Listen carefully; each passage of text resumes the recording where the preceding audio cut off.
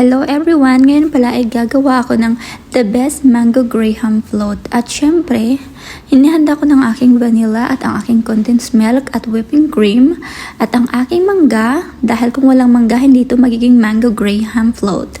At syempre ang aking biskwit. Ganito pala yung ginamit ko. Ito ang brand niya. Pero depende sa inyo. At syempre ang aking mixer at syempre sinimulan ko na ang balatan ng aking mangga. Ginamit ko nga pala dito ang baso. O syempre diba diskarte na lang yan para mabilis ang ating trabaho. At minamadali ko na nga to dahil marami pa akong gagawin maya.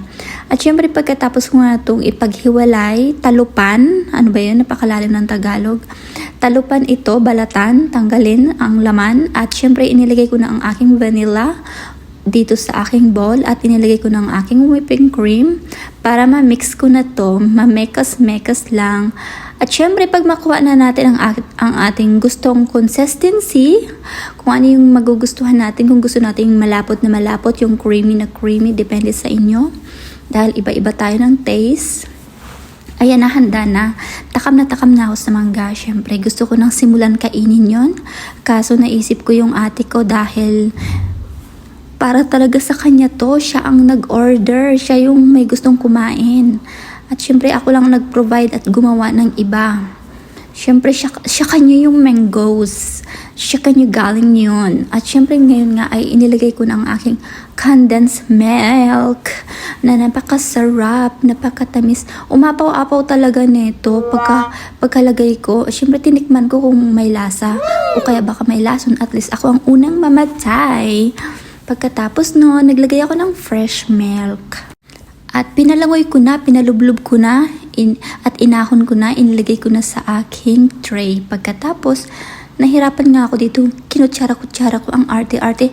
Binuhos ko na ng isahan lang para hindi na mahirapan ng person. Ayan na, ganon. Tapos itaktak nyo yan guys para pumasok talaga sa ilalim, para manunuot ang tamis. At inisa-isa ko na nilagay ang ating mangga. Syempre, mayaman tayo, kailangan maraming mangga. O yan na, diba? Naninilaw sa sobrang tamis.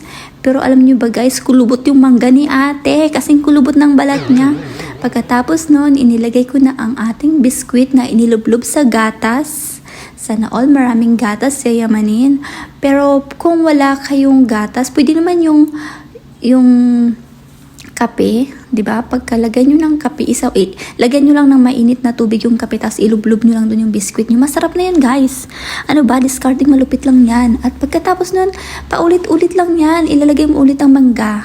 Pagkatapos noon, kukuha ka ng biskwit at durugin mo yan at ilalagay mo ulit sa ibabaw na katulad ng ginawa kong ganto. Ganyan, ibudbud mo, itaktak mo, yan na, ganun na. Ganun ang itsura niya. Tapos ilalagay natin sa freezer para malamig, mas masarap. Para ubuhin ka. Para magkaroon ka ng virus na COVID-19. O guys, tapos na.